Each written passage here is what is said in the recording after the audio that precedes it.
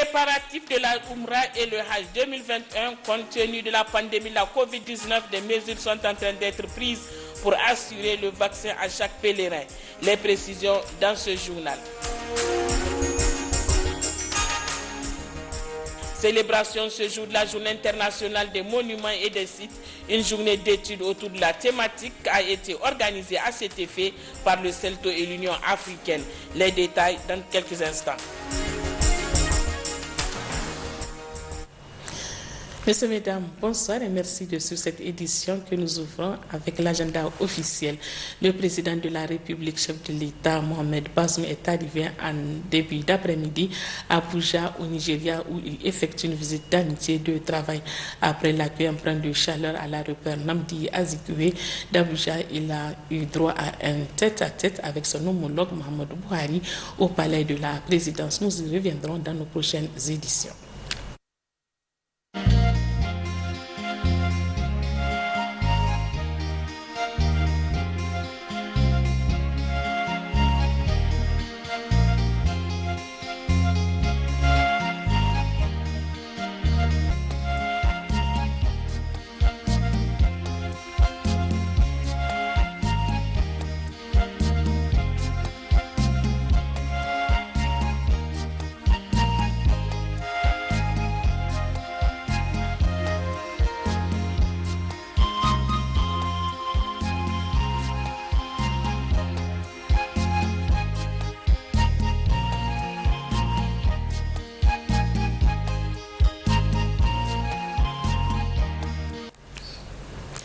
Poursuite des travaux en séance plénière de la première session ordinaire au titre de l'année 2021, 10 sessions des lois. Les parlementaires ont ratifié 3 projets de loi portant prorogation de l'état d'urgence dans 3 régions du Niger. C'est le président du dit Parlement, Seynou Marou, qui a présidé les travaux. D'autres précisions avec Awa Mamoudou et Sani Issoufou. 3 projets de loi portant prorogation de l'état d'urgence dans certaines localités du Niger ont été ratifiés ce matin par les parlementaires nigériens. Le premier portant prorogation de l'état d'urgence dans la région du Difa et dans certains départements des régions de Tawa, département de Tassara et Tilia, et de Tilaberi, département de Walam, de Yerou, de Bankilari, d'Abala, de Banibangou, de Saï, de Torodi, de Tera et Gotei. Après le vote d'ensemble, le résultat se décline ainsi qu'il suit. 117 voix pour, 13 contre et 0 abstention. Le deuxième projet de loi portant prorogation de l'état d'urgence dans les départements de Baleyara et de Kolo, région de Tilaberi, a fait l'objet de vote avec 126 voix pour, 26 contre et 0 abstention. Et le troisième projet de loi portant prorogation de l'état d'urgence dans les départements de Baleyara et de Kolo, aux régions de Tilaberi, avec 93 voix pour, 26 contre et 0 abstention. Après le vote, le commissaire du gouvernement Zada Mahamadou a loué l'esprit de maturité qui a prévalu au sein de l'hémicycle avant de saluer les intervenants pour leur débat riche. À l'entame de votre mandat de... Audience cet après-midi au cabinet du président de l'Assemblée nationale, Seynou Oumarou, s'est entretenu avec l'ambassadeur du Royaume de l'Arabie Saoudite auprès de la République du Niger, Turki Ben Naj Abdelkader. Plusieurs sujets d'intérêt commun étaient au centre des échanges. Le point avec Awa Mamoudou et Sani Issoufou. Le président de l'Assemblée nationale, Seynou Oumarou, a reçu cet après-midi en audience à son cabinet l'ambassadeur du Royaume de l'Arabie Saoudite auprès de la République du Niger, Turki Ben Naji Abdelkadiri, à sa sortie d'audience.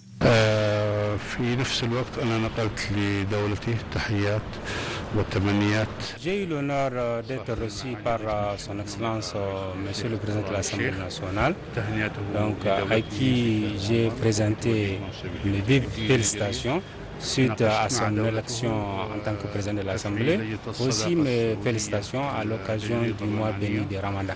J'ai discuté avec son Excellence le président de l'Assemblée les voies et moyens pour redynamiser le groupe d'amitié nigéro-saoudien. Les relations entre le Parlement de nos deux pays sont très bonnes Et à chaque législature, ces relations ne font que se consolider et se renforcer davantage. La coopération parlementaire entre nos deux pays rentre dans le cadre de consolidation des intérêts de nos deux pays frères. Le diplomate saoudien a aussi présenté ses condoléances au peuple nigérien suite à la récente attaque dans la région de Tillabéri qui a endeuillé le peuple nigérien. Deux audiences cet après-midi, cette fois-ci au cabinet du Premier ministre Oumoudou Mahamadou. La première a été accordée à la délégation américaine conduite par l'ambassadeur des États-Unis au Niger, Eric Whitaker. Quant à la seconde audience, le Premier ministre l'a accordée à l'ambassadeur d'Arabie Saoudite au Niger. Les questions bilatérales étaient au centre de ces deux audiences. Le résumé avec Abdelkarim Mambarmou et Yazir Abio. La première audience a été accordée à la mission 4D de l'ambassade des États-Unis en matière de diplomatie, de démocratie, de développement et de défense. Accompagnée par l'ambassadeur des États-Unis au Niger, la délégation a félicité Oumoudou Mahamadou pour sa nomination tout en réaffirmant l'engagement du gouvernement américain à continuer de travailler avec le Niger. Tout d'abord, j'ai présenté les condoléances les plus sincères de l'ambassade des États-Unis au Premier ministre pour les membres de la famille, les enseignants et les camarades des classes de ceux qui ont péri dans l'incendie de l'école primaire au quartier Pays-Bas la semaine dernière.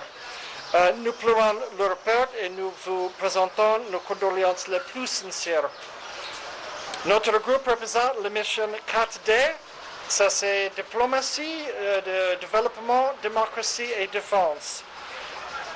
Nous avons réaffirmé l'engagement du gouvernement américain à travailler avec tous les Nigériens pour un Niger sûr, sain et prospère. Nous avons remercié le Premier ministre Oumoudou pour sa contribution en tant qu'ancien président du conseil d'administration de MCA Niger.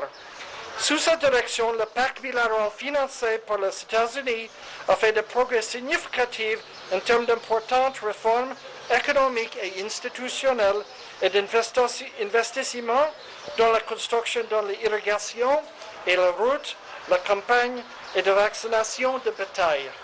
Pour la deuxième audience, le chef du gouvernement s'est entretenu avec l'ambassadeur d'Arabie Saoudite au Niger, Turki Ben Naji Abdelkadir Al-Ali, a dit avoir échangé avec le Premier ministre sur les questions bilatérales. J'ai assuré son Excellence de la disponibilité de l'Arabie Saoudite à continuer sa bonne coopération avec la République du Niger suite à l'accession de son Excellence M. Mohamed Bazoum à la magistrature suprême. Donc l'Arabie Saoudite restera toujours à côté de la République du Niger. L'Arabie Saoudite et la République du Niger sont deux pays frères, donc ils sont liés par d'excellentes relations d'amitié et de coopération. C'est pour cela qu'il est bon de temps à autre de venir faire un tour d'horizon sur différents aspects de ces relations entre les deux pays. Les deux diplomates ont tous salué l'exemplarité de la coopération bilatérale entre le Niger et leur pays avant de réaffirmer leur engagement à accompagner l'État du Niger dans tous ses efforts de développement. Célébration ce jour 19 avril 2021 de la Journée internationale des monuments et des sites. Le Centre d'études linguistiques et historiques de tradition orale celto de l'Union africaine a organisé ce matin à cette occasion une journée d'études autour de la thématique culture, art et patrimoine. Le point avec Mahmoud Krissamaïga et Hamidou Abdellah. Faire de la culture, l'art et le patrimoine des leviers du développement du continent africain, telle est la vision du Centre d'études linguistiques et historiques de tradition orale de l'Union africaine. L'institution basée à Niamey a saisi la célébration de cette journée internationale des monuments et des sites pour réunir enseignants-chercheurs et hommes de culture autour de la question. L'État du Niger accorde en effet une grande importance aux monuments et aux sites historiques, des infrastructures qui retracent l'histoire du pays et inspire les nouvelles générations. C'est pourquoi CELTO s'engage désormais aux côtés de l'État pour les ériger, les conserver et les protéger. Pour le CELTO, cette journée d'études est significative à plus d'un titre. Elle est la première d'une série d'activités que nous avons programmées dans le cadre de cette année de l'Union africaine qui veut faire davantage de la culture une aspiration essentielle pour la construction de l'Afrique. Elle est enfin significative parce qu'elle nous permet de renouveler notre engagement aux côtés des nouvelles autorités politiques du Niger pour les accompagner dans la mise en œuvre des aspects culturels de leur programme. Au moment où la Commission de l'Union africaine est en pleine restructuration, avec ce que cela peut supposer comme aléas et incertitudes, ne doutons pas un seul instant que nous pourrons compter sur les autorités politiques du Niger pour renforcer la place du CELTO dans l'architecture institutionnelle de la Commission de l'Union africaine. Passé complexe et futur divers, c'est le thème retenu cette année par le Conseil international des monuments et sites pour célébrer cette journée.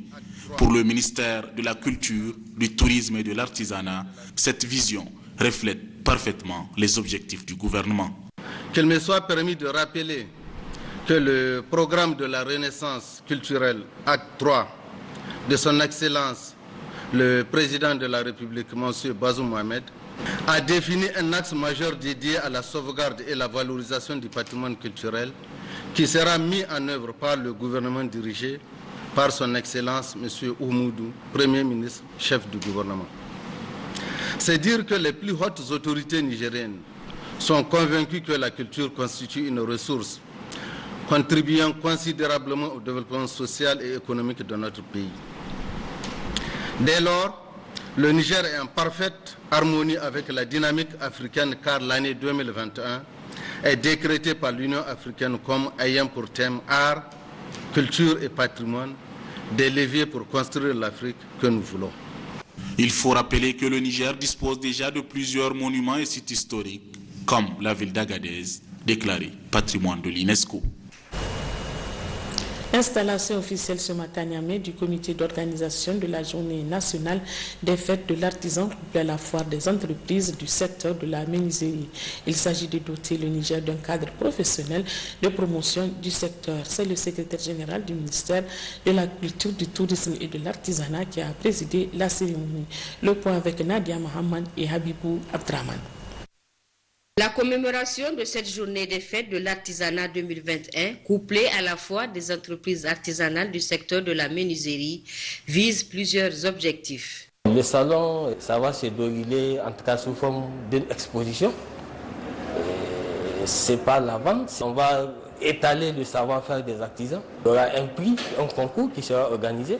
On compte offrir le premier meuble si ça considère que c'est un mobilier de bureau à son Excellence le Président de la République, donc, ou bien à toute autre personne. En tout cas, on tient à faire des choses pour que les gens constatent que, de façon palpable, ce qu'ils vont chercher à Dubaï ailleurs, ils l'ont ici localement. Quant au pourquoi du choix de la menuiserie, le directeur du développement associatif des artisans s'explique. Le constat qu'on a fait, la consommation de meubles dans les administrations, et y compris dans les ménages, en dépit du fort potentiel, le talent que nos artisans en ont, les gens continuent à aller à l'extérieur. Donc c'est pourquoi, en tout cas, en marge de la célébration de cette fête, en tout cas, on a décidé d'étaler, d'exposer le savoir-faire des artisans pour convaincre les décideurs, ceux qui autorisent l'achat de ce matériel, en tout cas mobilier de bureau et autres pour les ménages, en tout cas de s'en convaincre qu'au Niger, ils peuvent avoir ce dont ils ont besoin. Dans son allocution, le secrétaire général du ministère de la Culture, du Tourisme et de l'Artisanat a décliné les missions du comité. Le comité aura à réfléchir sur tout ce qui a trait à la préparation, à l'organisation, au bilan et aux recommandations en vue d'améliorer les éditions futures de la dite foire. Il produira un document spécifique mettant l'accent sur le volet information, communication et organisation par des commissions spécialisées qui seront mises en place. Il proposera la haute personnalité politique qui va parrainer la foire et la date de sa tenue. Le président de la Chambre des métiers de l'artisanat a insisté sur la nécessité pour les autorités de lutter contre la contrefaçon tout en faisant la promotion de la consommation locale. Préparatifs de la Umrah et du Hajj 2021, les dispositions sont en train d'être prises pour acquérir le vaccin contre la Covid-19 pour chaque pèlerin. Les oulémas sont également prêts pour prévenir cette pandémie mondiale. C'est un reportage signé Jamila Amadou et Boubacar Suleiman. L'année 2020 a été particulièrement marquée par la pandémie mondiale de la Covid-19 qui a déstabilisé l'économie et a généré des perturbations sociales.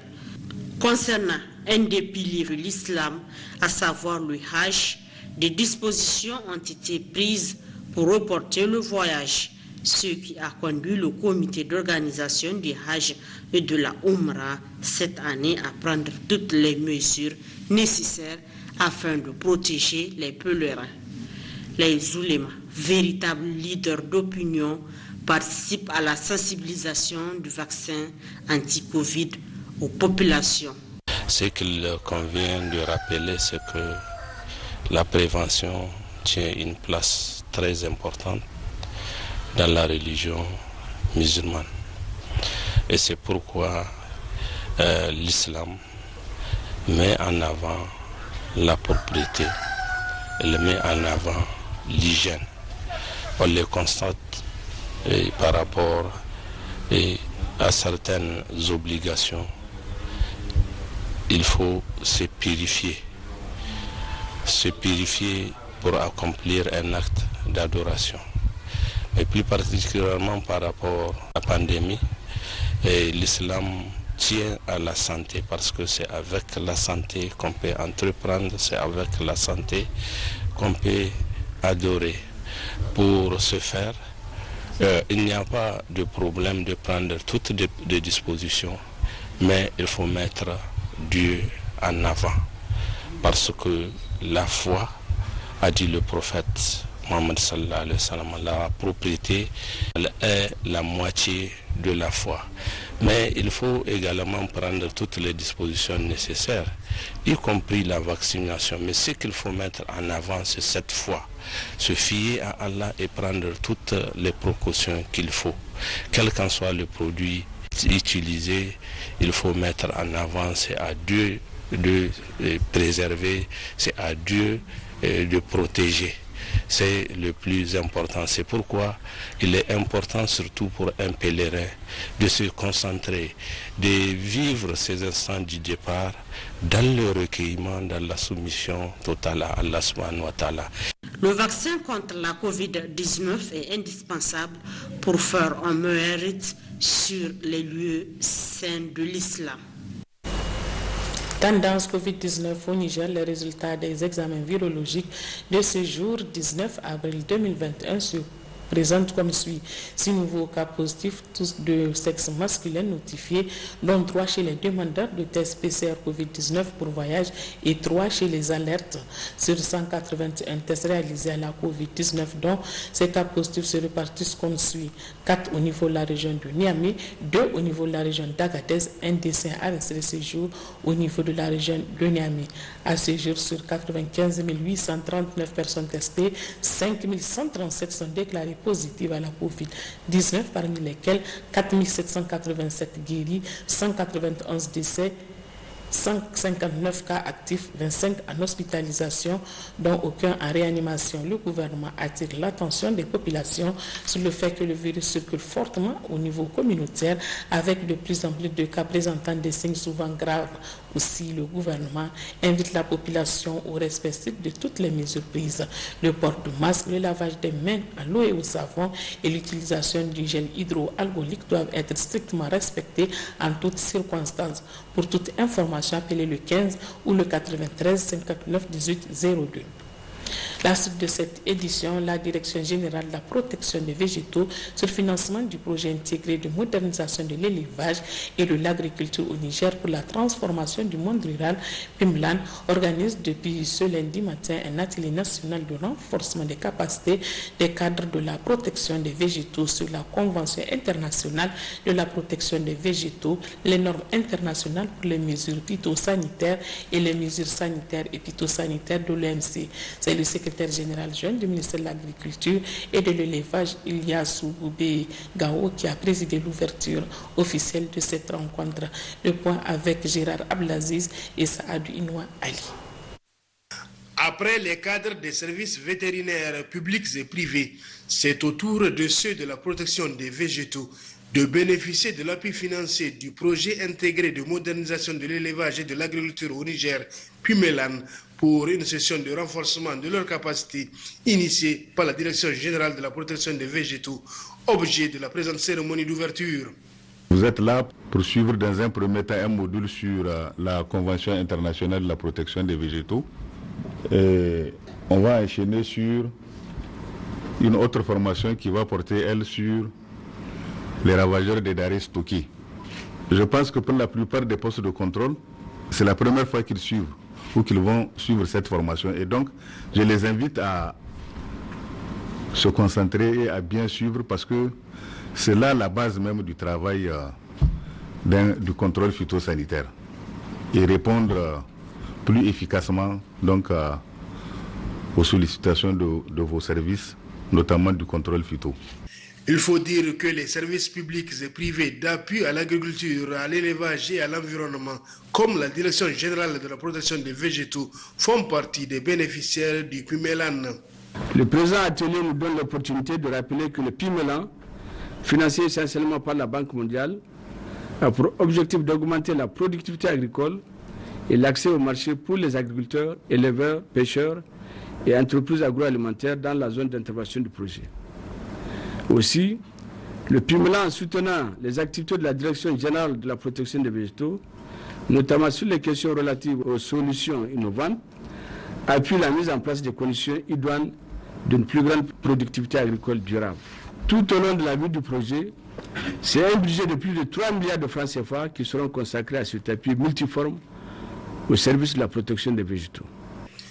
Les activités inscrites dans le plan de travail et le budget annuel du PUMELAN dans ce cadre ont été énumérées par le secrétaire général adjoint du ministère de l'Agriculture et de l'Élevage qui procédait à l'ouverture officielle de la session de formation.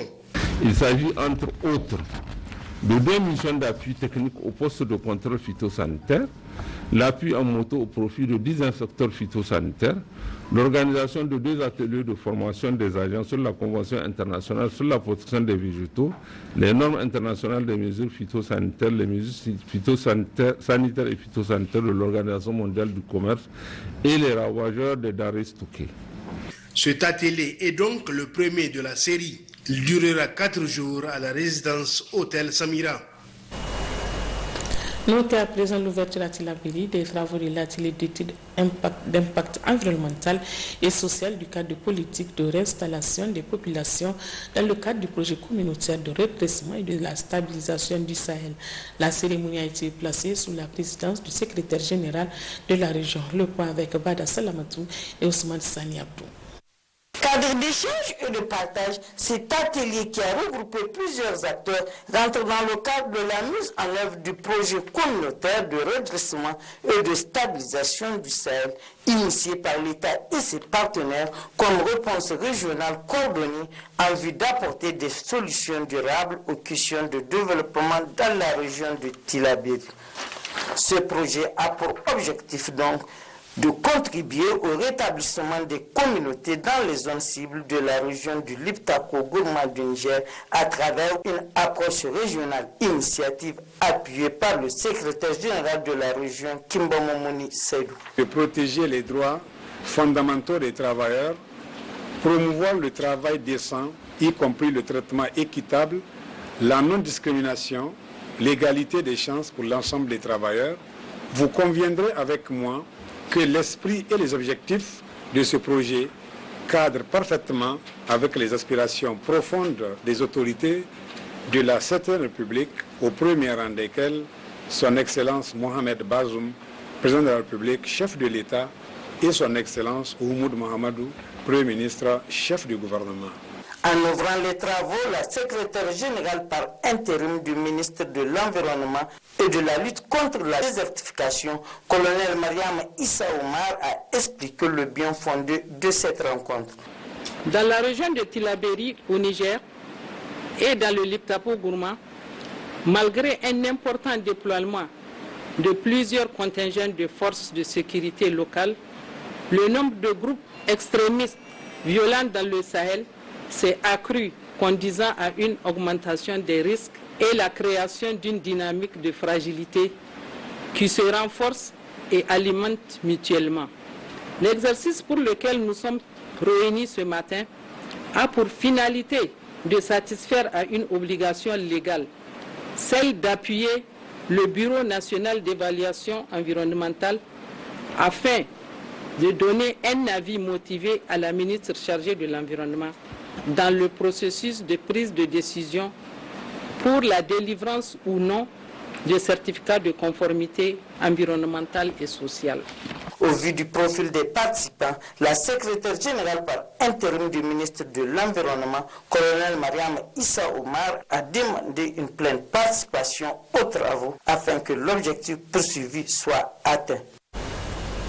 Lancement ce matin d'IFA des travaux de l'atelier régional pour la mise en œuvre du projet d'appui à la structuration et la professionnalisation des ONG. C'était sous la présidence du secrétaire général de la région. Le point avec Abdraman Boukari et Abdraman Majiri. La cérémonie qui consacre ainsi le lancement officiel des travaux de l'atelier régional en vue du démarrage du projet d'appui à la structuration, la professionnalisation des ONG et associations de développement et la promotion du dialogue État, partenaires techniques et financiers et les ONG et associations de développement national et international portées par le GAP et les ONG CADEL et ONEN, intervenus ce lundi, s'est déroulé sous la présidence du secrétaire régional de la région de Difa, M. Yahaya Godi. Entre autres objectifs assignés à cet atelier, contribuer à l'internalisation et l'appropriation du contenu projet par les acteurs et partenaires clés impliqués dans sa mise en œuvre. Ainsi, après l'atelier national de lancement du projet le 10 février 2021 à Niamey, nous voilà entamés avec la région de Difa le lancement des ateliers régionaux. Nous saisissons donc cette opportunité pour adresser tous nos remerciements à l'État du Niger, l'Union européenne, les assistants du PASOK 3 et les leaders pour la persévérance des uns et des autres ayant permis de parvenir à ce niveau d'exécution des activités du projet. Le projet qui sera lancé est une initiative portée par 3 organisations, le GAP demandeur et ses 2 co-demandeurs, CADEL et ONEN, qui ont décidé d'unir leurs compétences pour répondre à l'appel à proposition lancé par l'Union européenne à travers le PASOK 3 afin de redynamiser d'une part notre collectif et d'autre part de répondre aux besoins de renforcement des capacités des ONG, associations membres du GAP. Une initiative fortement saluée par le secrétaire régional de la région de Difa au vu des opportunités qu'elle offre. En dépit de la volonté et des efforts de mobilisation des ressources pour aider l'État du Niger à la réalisation des programmes de développement, beaucoup d'ONG, associations de développement national, éprouvent de sérieuses difficultés dans leur fonctionnement. Donc ce projet vient à point nommé, car il contribuera sans nul doute à l'amélioration de la gouvernance au sein des ONG, associations de développement, et de promouvoir un dialogue avec les ONG, associations de développement au niveau régional. Je vois déjà dans les activités prévues dans le projet des réponses à certains problèmes relatifs aux faiblesses relevées lors des différentes études, visites sur le terrain et des évaluations faites par rapport à la contribution des ONG, associations de développement dans la mise en œuvre des politiques publiques. À noter que cet atelier a été également couplé avec le lancement de l'appel à proposition pour l'octroi des subventions en cascade au profit des organisations de la société civile, ONG, associations de développement et OCB sur la base des critères d'éligibilité bien définis. Notez que pour le volet reportage de cette édition, une de nos équipes, la région de Ottawa, s'est intéressée à la disponibilité de légumes à des prix abordables dans la capitale de la terre pendant ce mois béni de Ramadan. C'est un reportage signé Chérifatouma Amadou, Sadi et Sanoussi Fala. Le mois béni de Ramadan est un mois de grande consommation alimentaire. Les commerçants, grossistes et détaillants, chacun fait de son mieux pour répondre aux besoins de sa clientèle. En ce début du jeûne, le constat dans les différents marchés de l'ADER fait ressortir une abondance des légumes ainsi que d'autres produits de consommation courante. Cependant, vendeurs de légumes et bouchers se frottent les mains car leurs étals sont pris d'assaut. Vous savez, chaque commerce a sa période de hausse de prix. Pour notre part, les bouchers, avant nous vendons le kilo de viande à 2000 francs CFA, mais dans le mois de Ramadan, le kilo de viande sans hausse est de 3000 francs CFA et avec hausse à 2250 francs CFA. Tous les légumes que vous voyez ici sont produits localement, donc il y en a pour toutes les bourses. Au lieu de s'approvisionner à l'étranger et de revendre à un prix exorbitant, je suis certain que si toutes les parties prenantes du secteur des cultures de contre-saison s'y mettent pour faire prospérer ce secteur, les prix des légumes seront encore plus abordables et la vie moins chère davantage. Quelques clients venus s'approvisionner nous livrent leur impression.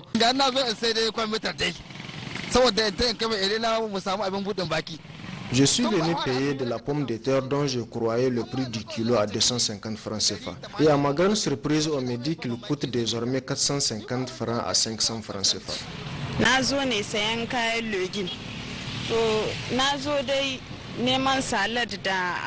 Je suis venu payer des légumes. Vraiment, les prix sont abordables par rapport à l'année passée. Je lance un appel aux revendeurs de diminuer davantage le prix des légumes, vu qu'ils sont trop demandés en ces mois bénis de Ramadan. Pour rappel, le mois de Ramadan est un mois de bienfaisance et aussi un mois de dépenses. Les riches, tout comme les personnes qui gagnent moyennement, doivent penser à aider les pauvres.